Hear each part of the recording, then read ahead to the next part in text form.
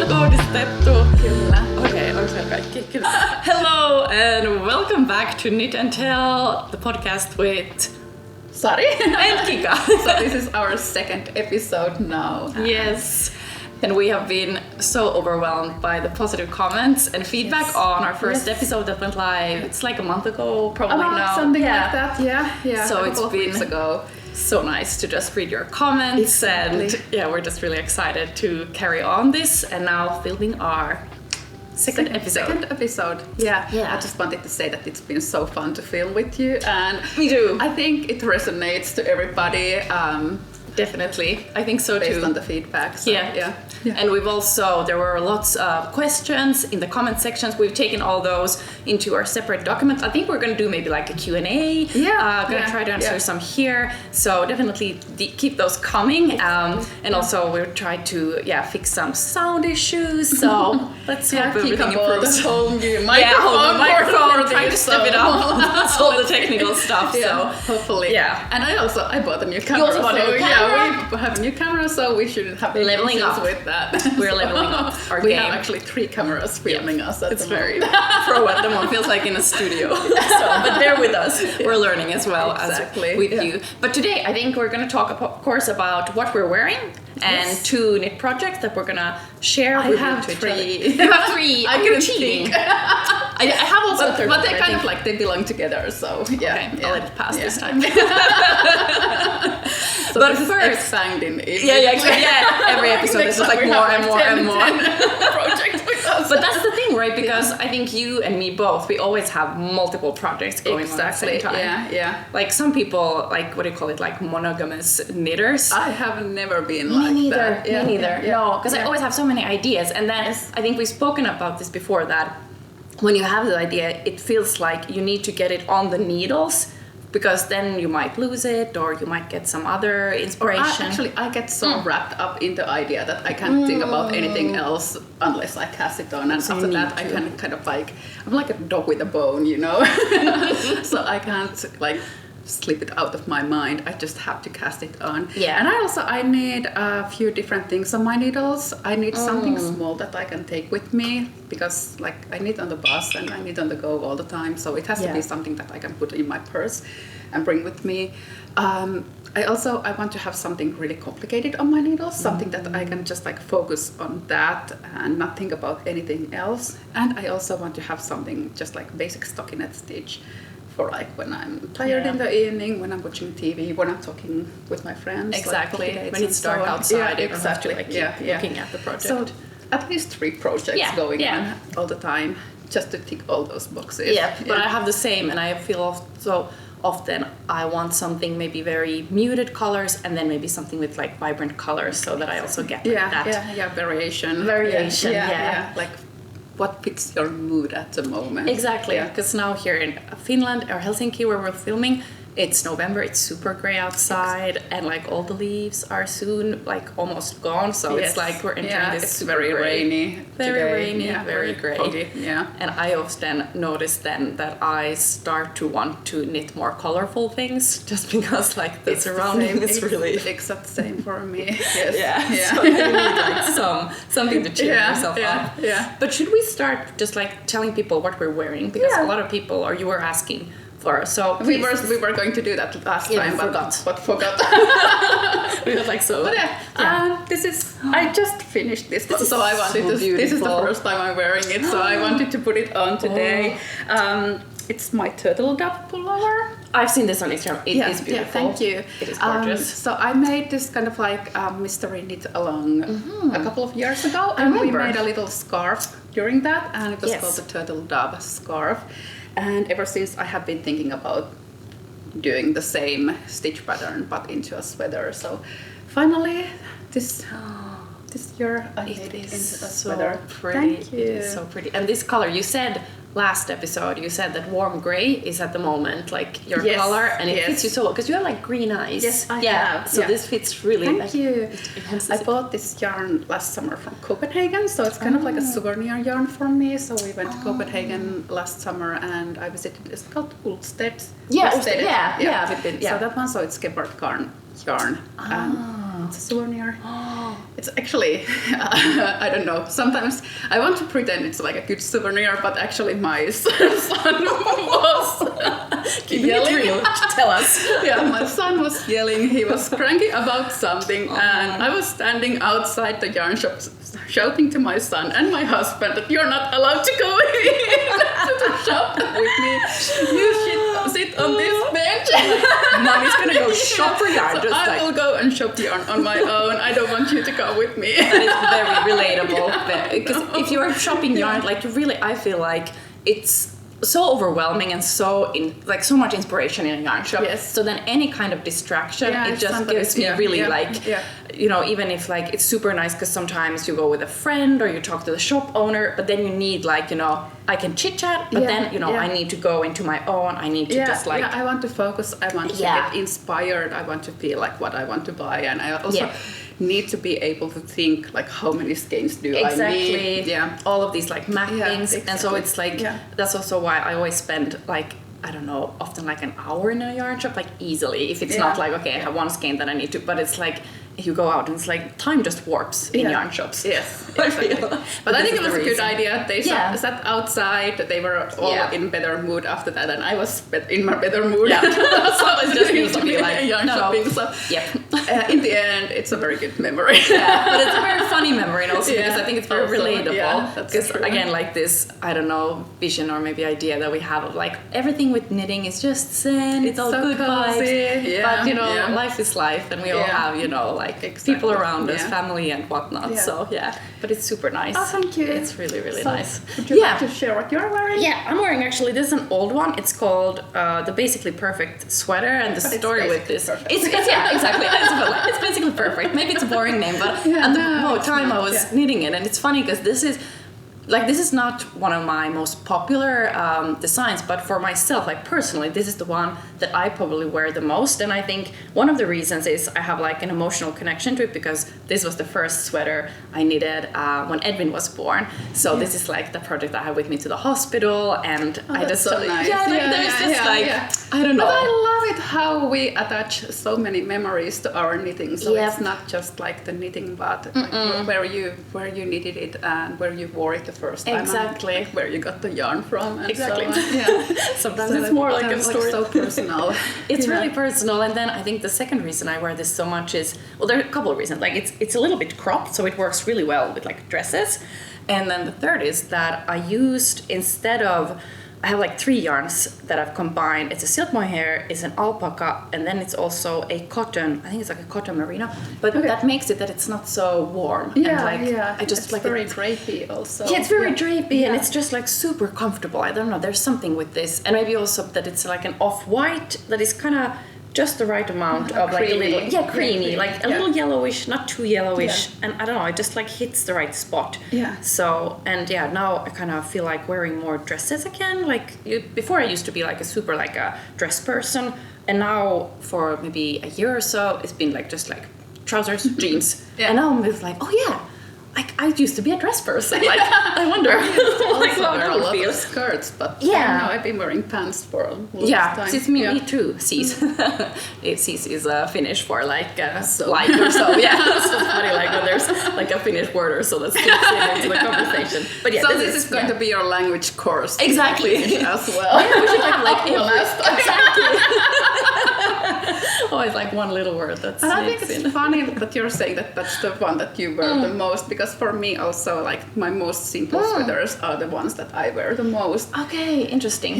So I like knitting all kinds of texture and like complicated stuff. But the ones that I wear the most at home are the most simple ones.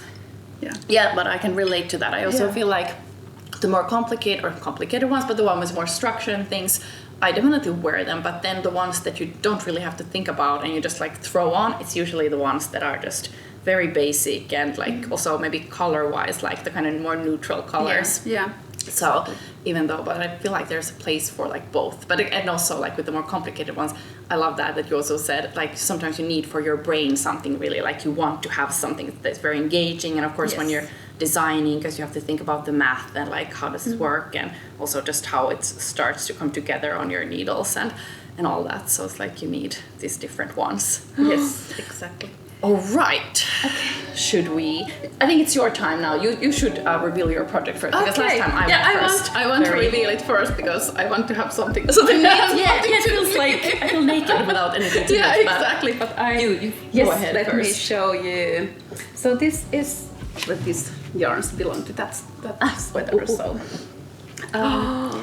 this is something I started already. I've seen this on your Instagram, but never live. Yes, I started this like a year ago. Oh, that's so nice to hear that you also have like these projects that take like a longer time. Yes, exactly. I have a couple of ones that I started a year ago, and then I got so distracted by all the summer knits and everything that I just put it on hold, and now I picked it up again.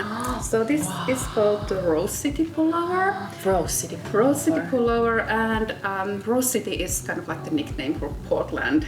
And I bought the yarns from Portland from Sacred Sheep last year, and also kind of like so got inspired. soft. Yeah, it's super wash merino. So okay, it's wow. like really, But it's hand dyed, right? it's hand dyed. Yeah. I have the yarns here. Oh, we have to take some close-ups also to show. So this is the Wandering Flocks yarns, and I got this from Sacred Sheep last year, like I said. This is the colorway Red Rust, and this is Telang. So this is the combination that I'm using. I think this is very trendy at the moment. I'm seeing this. But then you're like a trend, like what do you call it? Edelläkävijä, like a trend predictor or something. Because you were already a year ago doing this.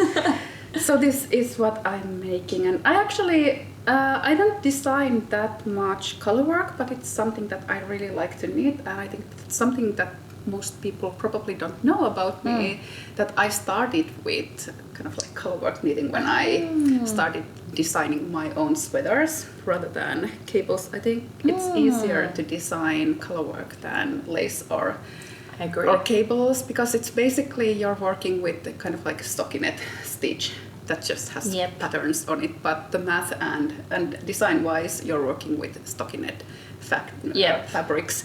So the only thing I've found with color work, because I also before used to do a lot of color work when I was like before designing, and the only thing is I often have ideas that would require like really long, floats.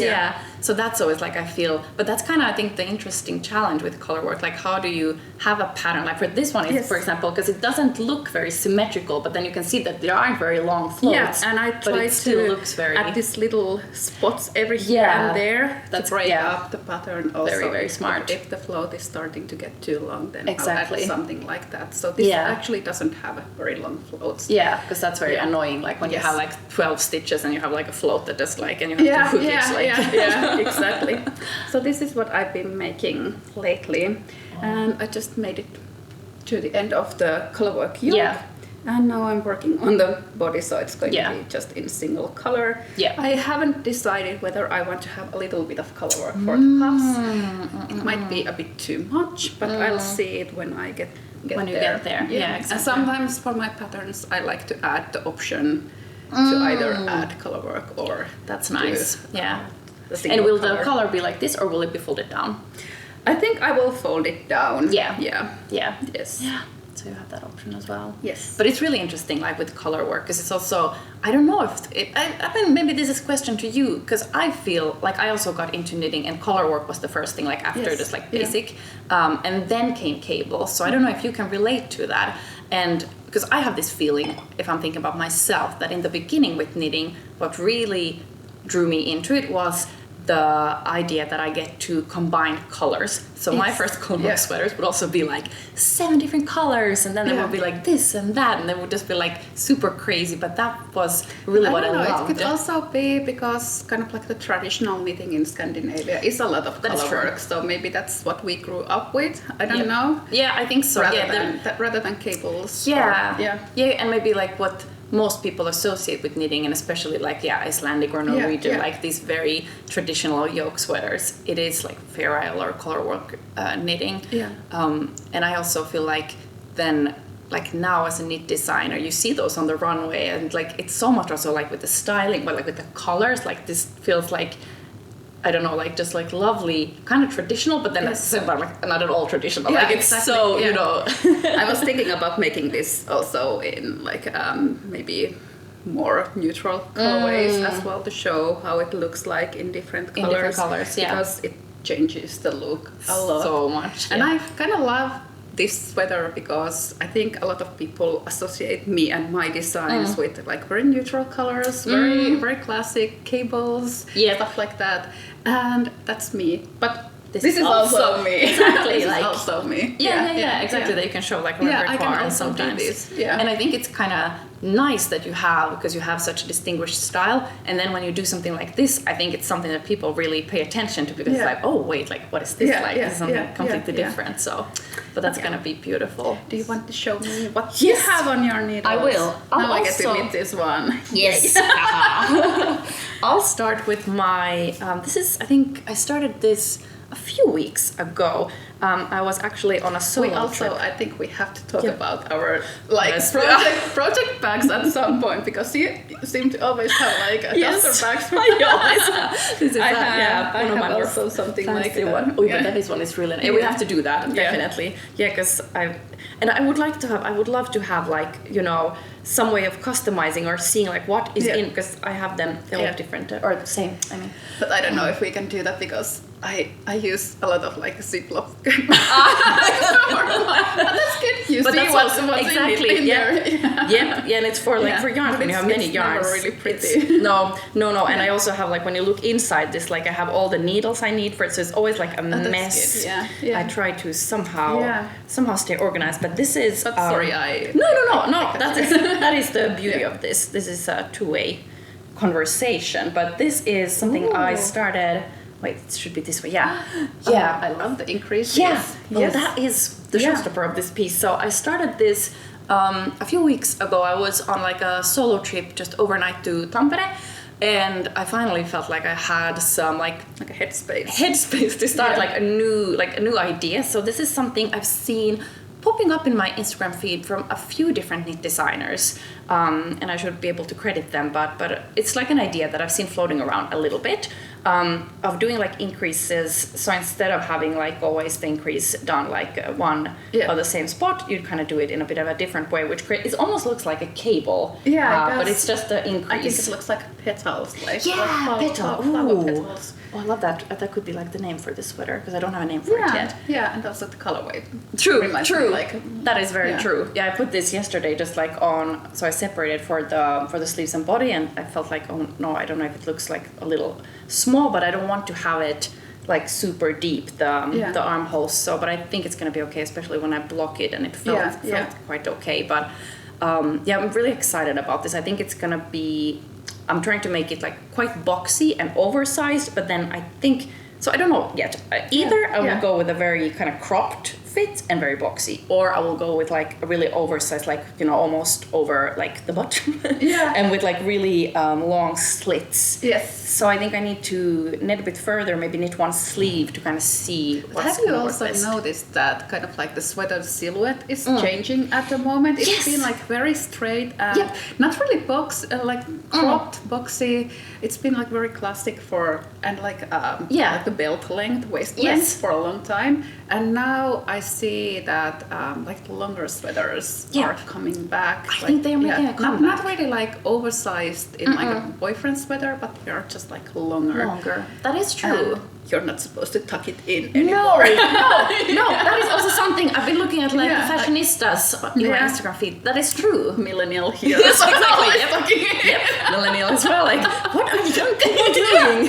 Can you do that? Hey, this is what we're doing now. No, but it's interesting that you say that, because I also feel like, in my wardrobe, like handmade knitted wardrobe, I don't have that many sweaters that are really long, and sometimes I wish, because I think also with the pants and trousers, like a bit of a more tight fit is coming back, and with those like a very short doesn't really, I don't feel so comfortable. Like you want to have something that goes over a bit. So, and I'm thinking it could be quite elegant to have like very like a slit that is quite high up, but then it goes quite like, I don't know, long. What do you call it? Like, the length is just long. Or are you thinking about like doing the ribbing for the whole slit, or just like doing the slits? Ribbing. And I think ribbing, that would be quite nice. I think I saw like, I don't know, like Max Mara or some like kind of fancy brand that had that, and it looked really nice. But I really wanted to steam block this before today, but I forgot or didn't have time in the morning. So now it looks it's really hard to see. Really, like it looks. I don't know, like the proportions. It looks really nice. Thank you. But you can also see it, like how it's gonna be. Well, you have to take a little like close-up shot for to see the details. But this is what I'm really excited about.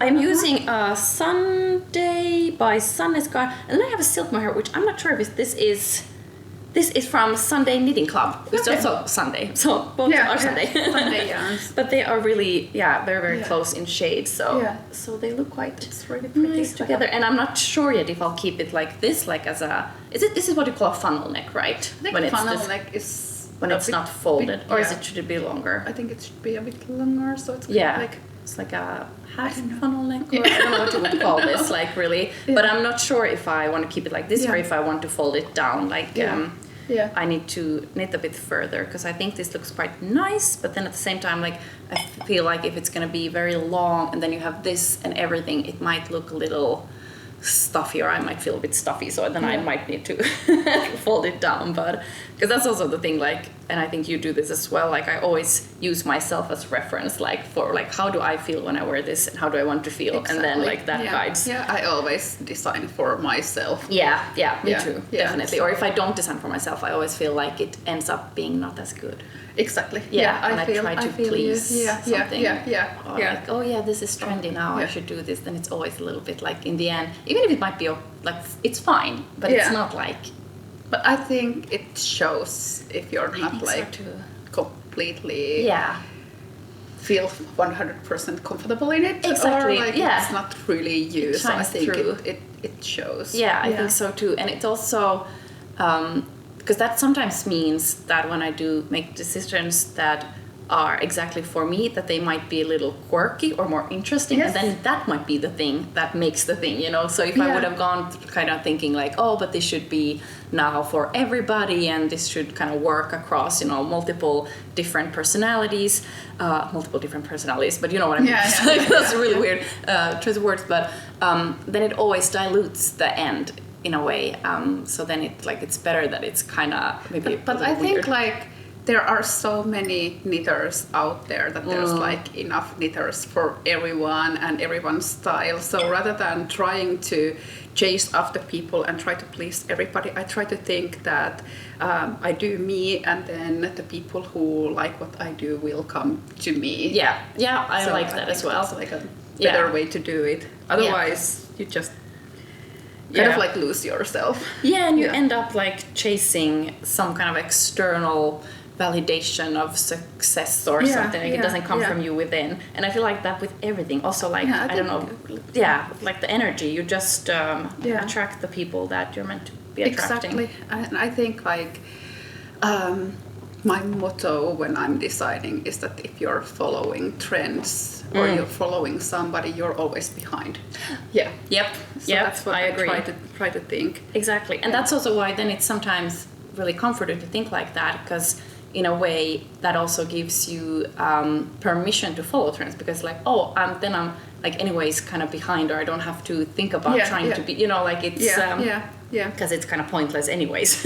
You know, like trying to be somehow. And also I think a lot of knitters, at least I am, like very humble and I think it's also like the Finnish mentality to be very humble. We're not good at like promoting ourselves really often. But then I think we should try to be trendsetters. So instead of like trying to follow the trends, we can set the trends ourselves. Exactly. Like all of us can start trends. Exactly. And I was just listening to, again, like, she was way cooler than me, but like this fashionista. You are so cool.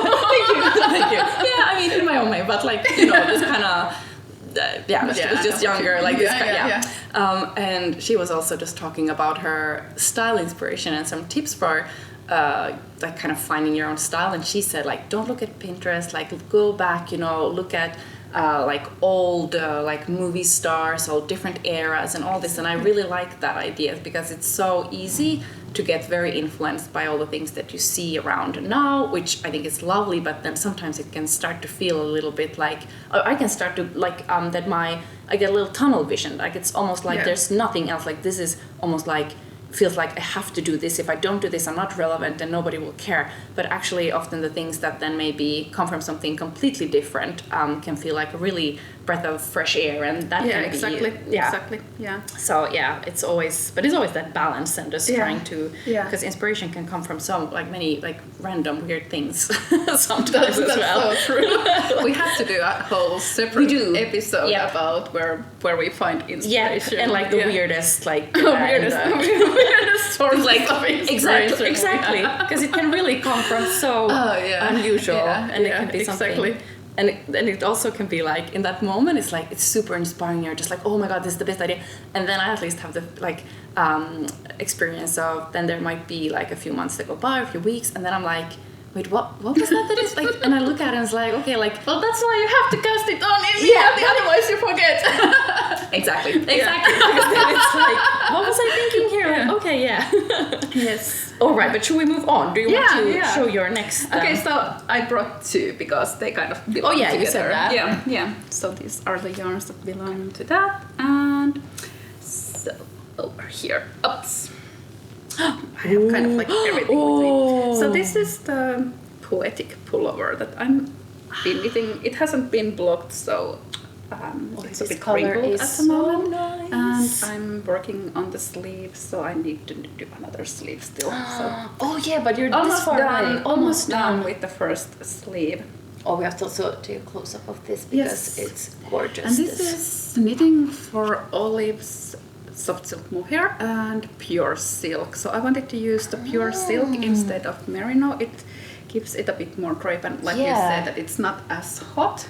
Exactly. Yeah, and I love that it has a bit of like sheen from the silk. Yeah, and it's nice that you've used two different shades, so they're not exactly the same. So I love that Knitting for Olive does those little swatches of like different colors. So like they're combining a different shades of mohair. Yeah. And then showing how the base color changes depending on what mohair you choose. Yep. And this was a combination that I saw on their Instagram, and I fell in love with it immediately. Of course, it was with the merino and not the soft mohair. It's a bit more like they have a bit more contrast that I would normally go for. Yeah. And when I started knitting this one, I was a bit afraid that it started to look kind of like marled, and I was afraid that the pattern would get lost into it, but it doesn't. Like when I got a bit further away with it, you can still see the pattern very well, and especially because the silk has the sheen in it. So and especially then when you wear it, I'm sure it's also going to be even more. So the Poet Sweater was kind of like the one that launched my career. It was in Line magazine. I think it was in 2018, and I was like fairly unknown, like a beginner designer back then, and that was kind of like the one that got me the name recognition and also like boosted my Instagram account. I think I had like 3,000 followers on Instagram before that, and then suddenly it was 5,000 and then 8,000 and 10,000, and it started to grow from that. So that's really the pattern that launched my career, and it's one of my favorites still. I still love the stitch pattern, the lace pattern. It's so fun to knit, and I think it's like still one of the prettiest lace patterns that I know. It's really. And what would you say? Because I saw somebody asked under last video, like, would you recommend this for somebody who's not very like used to knitting lace, or if somebody wants to try? Like, do you have a recommendation? Where should they start? Or how I think if you have done sweaters, like maybe something like what you're wearing. So you know, like the basic sweater construction, then just go ahead for this one. It's really not as hard as it looks like. I have a similar sweater to this one that has a circular yoke. It uses the same lace pattern. It's called Poetic Pullover, and it's something that I teach a lot of classes about. And I call that like a beginner-friendly class because the lace pattern is actually super simple once you get into it. So Yeah, I like not as your first sweater. And maybe this construction is maybe a tiny bit harder. Maybe like the I would also say like the circular, because there you have like just you don't have to go back and just forth. working it in the round. You don't have to work it flat, or you don't have to do any kind of shaping anywhere. Exactly. So I think that would be a good place to start. Yep. But yeah, I've been running a little poet knit along, like very low key on my Instagram, because I'm knitting this one. So just like, why not make people join me? Exactly. So that's what I've been doing, and this is the sweater. So nice. And then I started. This color. Yes. Oh. So you must tell me what this color is. Yeah, I will tell you. So this is the poet scarf. So this is a pattern that I released like a couple of years ago already. It's like a little triangular scarf, and it's one of my most popular patterns at the moment. I understand why. So it's been selling very well, and I decided to use my leftover yarns just to because I need something small in my bag. So this is now my small carry-on project. Yeah. I was taking the bus here. Yes. And I was like, my bus was first of all like 20 minutes late. It was raining. And then I had to change from the bus to the metro to get here. And like I was hopping off the bus, I was super late and coming here, and then like somebody taps me on the shoulder and was like, oh, you dropped this one, and I had dropped this ball of mohair when I thank you for that person. And he picked it up and gave it to me, and that's why it's like has like a lot of yarn rolled around it, because there was like a lot of it, like floating in yarns the wind. flying everywhere. But I had the same on an airplane, I remember once, and I was knitting, and it was really kind of getting dark. People were like going to sleep and napping, and I had like one of those when you like hand roll it into a ball, and it went away, and like it like the entire corridor, just like I see the yarn ball just like same thing happened to me in New York. Like we were in New York a few weeks ago, and we were on the ferry to Statue of Liberty. That's my yarn, sorry. It's so funny, like it's so embarrassing. Like a very, very small ball of yarn, but still, like it was rolling around. It's hilarious. But then somebody's under like, the benches. Like, sorry. It's fine. So you wanted to know the yarns? Yes, please. This is Isagar's silk mohair. I didn't know that they have a green in that color. And that's because it's so soft. Isagar silk mohair. 68, so I think it's called like olive green or something like that. And this is knitting for olives. Merino. It's also like dusty olive. Yeah. Something like that. I can look it up for you later. But I made a sweater using these yarns, and I had like one ball of each left over from that sweater. So I'm using them for this little scarf. Really like, because I've been looking for like the perfect green, and this is like exactly the perfect green. They also have like the matching the dusty green for this one. For this one, also like really nice, but it's more like grayish. So this is like more green. Because this has more. I feel like this is warmer, like maybe a bit more. Because I feel this combination is super nice. There's something like with green at the moment that I feel really drawn to. Yes, me too. But that one is really perfect. So these are my poet. So this was the Poetic Pullover. That's such a nice story. Like poet scarf. Yeah. The sweater that started it all. Yes. That's it. Okay, let me then show you my second project. And your third. And my third. Yeah, maybe I'll show my third as well. Let's see. Well, maybe I can, because it's really, I think I popped it in this cupboard because I wasn't sure. Yes, here it is. So, because they kind of also, in a way, go together, because I'm in a bit of a stripes. Yeah. Yes, I'm in a bit of your stripe season. I don't know why, like, stripe pipe, because they always really come, like, I don't know, in these phases, like, and for some reason, because I want to knit colorful things at the moment, and I've tried to do a few color work things, but I don't know, I feel like I don't have the headspace at the moment. So then it's just like, let's just do stripes. Stripes are easy, like you get the color, but it's exactly. Like mindless. And it's a stockinette. Yeah, you have to just count the rows. Exactly. I think like stripe projects knit up so much faster. I know, it's just crazy, like right? Color. It's so weird. This literally took me maybe a week, and so I'm doing just a very simple like a cardigan, but the thing is, I'm thinking, and it looks like really short, but I took the measurements from a cardigan I have at home, which I feel is the perfect length, then when I got this off my needle, I felt like, oh wow, this looks really short, but I mean, it looks exactly the same length as that. With the press or and something like and because I feel like a lot of my cardigans that I've been knitting, I feel like a lot of them are just a little too long. Like I don't know, there's something with it that feels a little. So that's what I'm doing. But okay. So this is lacking some sleeves. It's just like a raglan construction. I think I made this on 4.5 or 5 millimeter needles. So this just like ran so quickly because I've also been knitting on quite small needles now. And 5 millimeter needles. Like, It's a US. What's that? US 8 or something. And so now I just need to do the sleeves, and I'm thinking maybe of doing like a color that is like a Peter Pan color, but I don't know yet. Those are very trendy at the moment. They are, and I love those. I have some shirts with that kind of construction. So, but I'm a little undecided still. I need to, I think, do like the sleeve and maybe the second. So I've only done like one of the button bands. But yeah, this is like part of my stripe mania that is going on at the moment. And I'm actually, so I'll show my other, because in the last episode I showed one stripe. Yes. Yeah. That one I finished, and then I'm also making a striped scarf. I have done one already, and now you can't like. This is the thing with like I feel with like scarves or with projects like this looks like a mess. It's like you know, what is this? But it's gonna turn out nice, I hope. But it's very much knitting in progress. It's fingering weight yarn.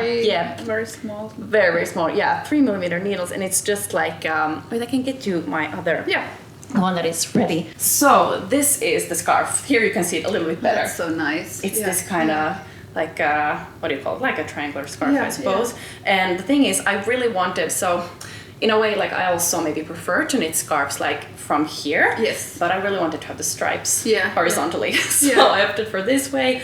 And I also really wanted to have like the edge in one color. And I realized like the only way really to do that is to do that at the end. Pick up. Yeah. Which is why my work, because I'm just doing that. You're making the edge now. That's why it looks like this. It looks like kind of like a cowl at the moment. It does, together. But this is what I'm.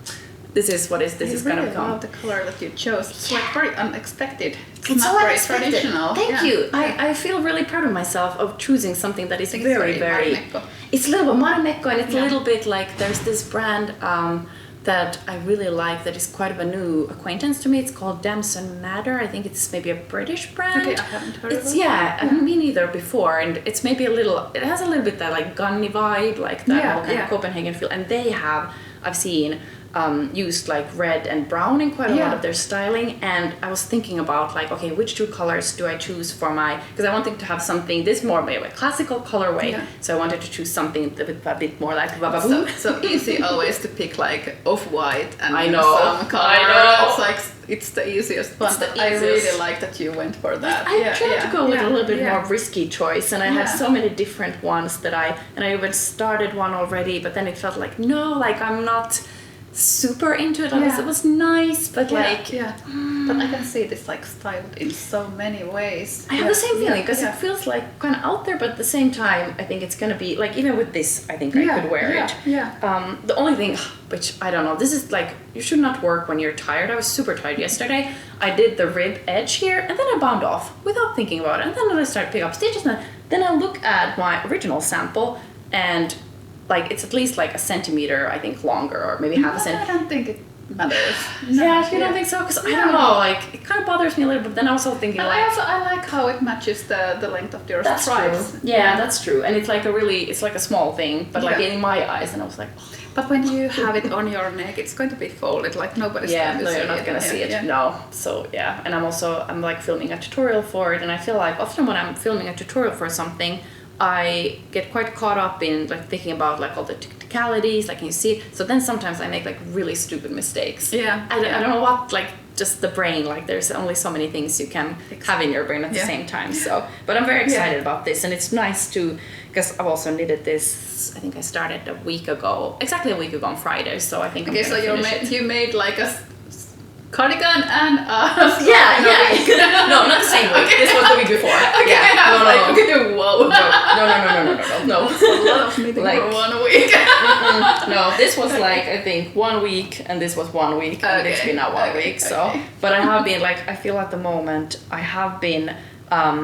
You talked about this in an Instagram post once, where like when you switch from project to project, and then it feels like nothing ever gets finished. Yes. Because you just like because you were knitting something like for a whole week or something, just one project, and you were like, oh, like you can actually finish things when you just did one project. That's so because I also have the feeling at the moment I'm just knitting and knitting, but like I'm not getting. This one I started in January. And I was like, this one I started at the beginning of October. Well, that's pretty recent still, and that's also like a lot of lace work. So yeah.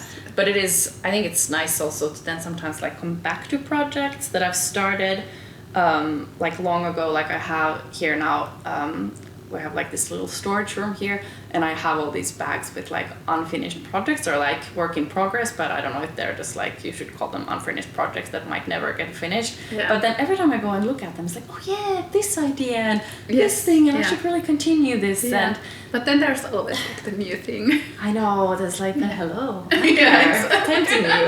Yeah, there's, but I'm just trying to come to terms, or that it's like, it's okay that things aren't finished, and it's okay, like that's also part of, you know, the joy of just like the creative process. So I'm trying to not let that like bother me or get me stressed out, because I think that's also something that sometimes you hear people talk about, like, oh, it stresses me out if I have too many projects going on. And it does stress me out, but then I just ignore that feeling.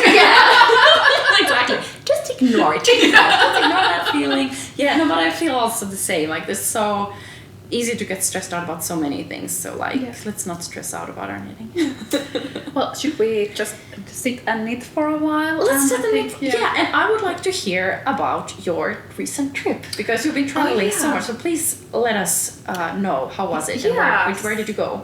So I was first in New York for 1 week, and then I went to Reinbeck, so it was my first Reinbeck ever. And after that I went to Alexandria, in like next to Washington DC, so in Virginia, at Fiber Space. That's a yarn shop over there. So I was teaching there for 1 weekend before coming home. So that was my trip. I was gone for almost 3 weeks altogether. So it was a long one, but a really good one. But of course, because it's for work, it's not a holiday. So it's a lot of meeting people.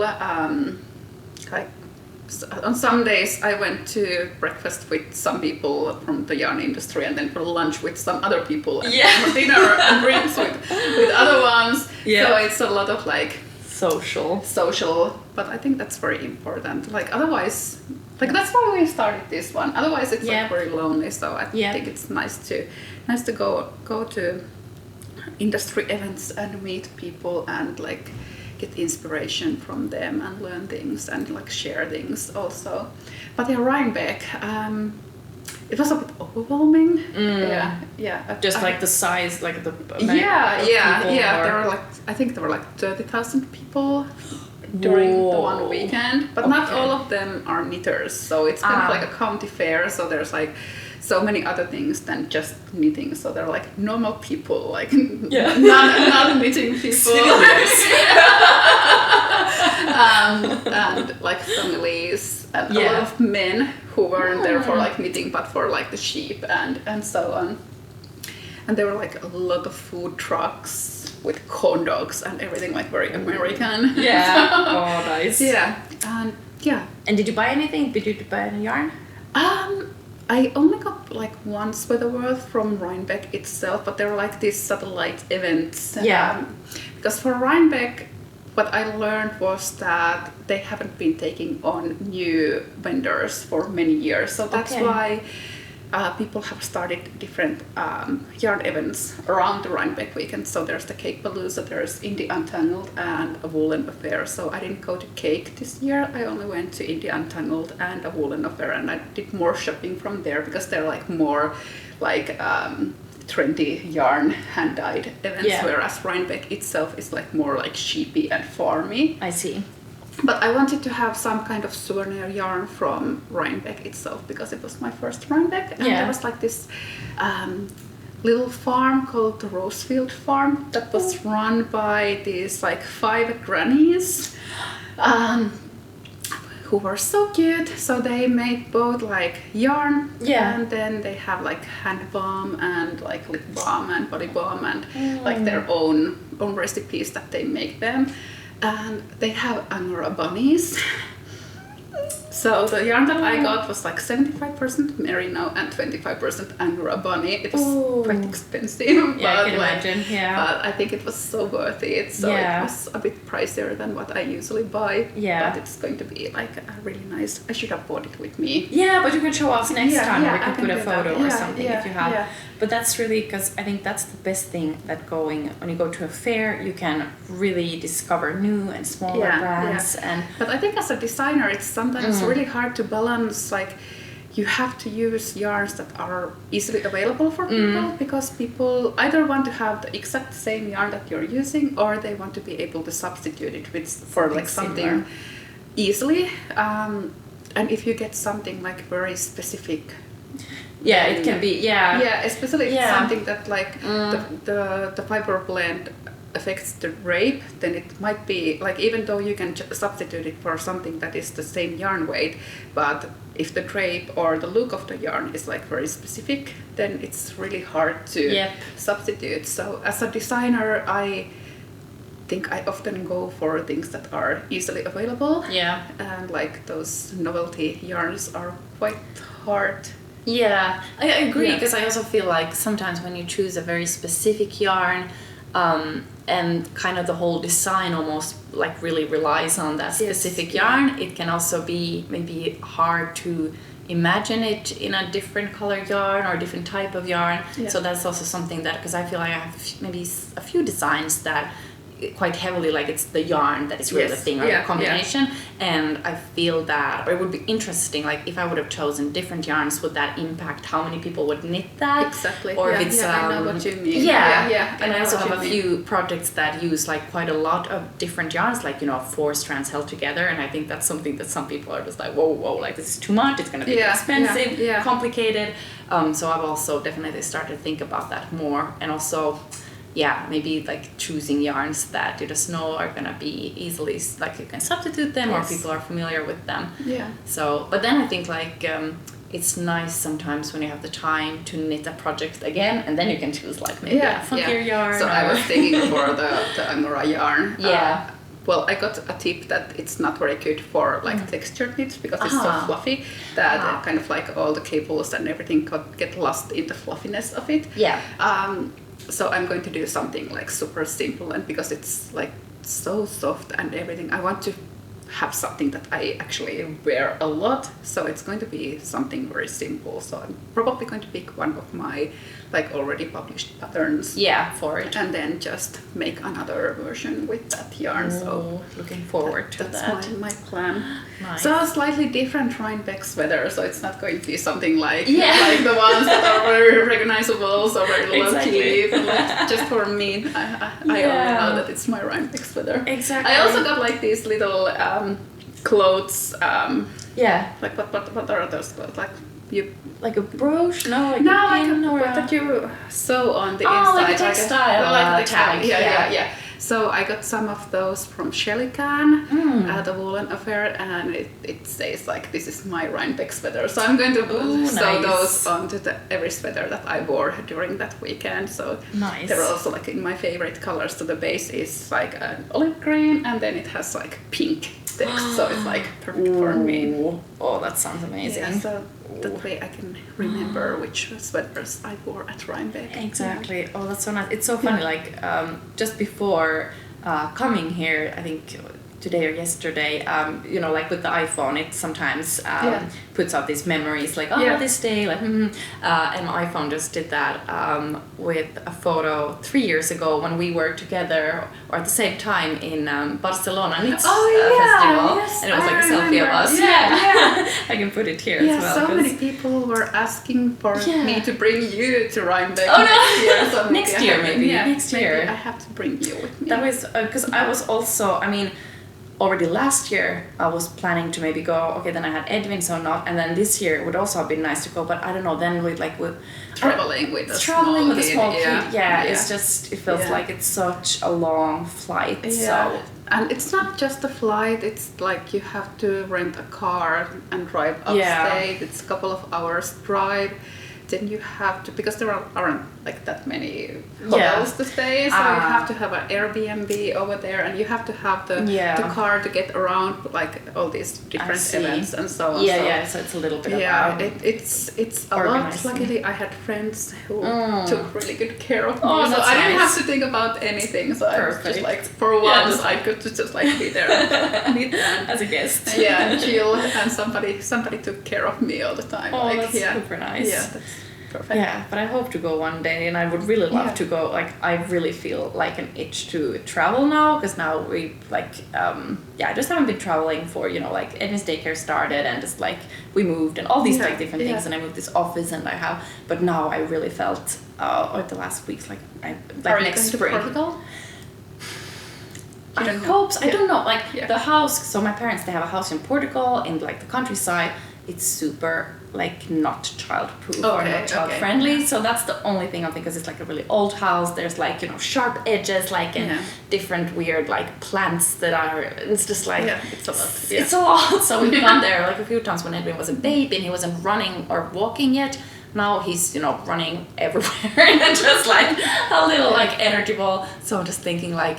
Yeah, it would be super nice, but then I'm thinking like realistically, it's just like you, like me or Yuki, like running around after. So I don't know yet, but at the same time, it's also I don't want to become a person who doesn't do things just because you're afraid of like doing them. So we'll see. Yeah. But yeah, something, or then going to like a city. I would love to go to like new yarn shops.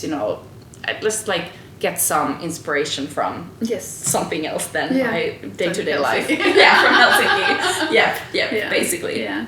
Although Helsinki can be very inspirational. It can be very, it definitely can be. But it's always like that, just like change of scenery. It always gives you new ideas and new input. So I'm feeling a little bit of a lack of that at the moment. It's okay, but maybe at some point.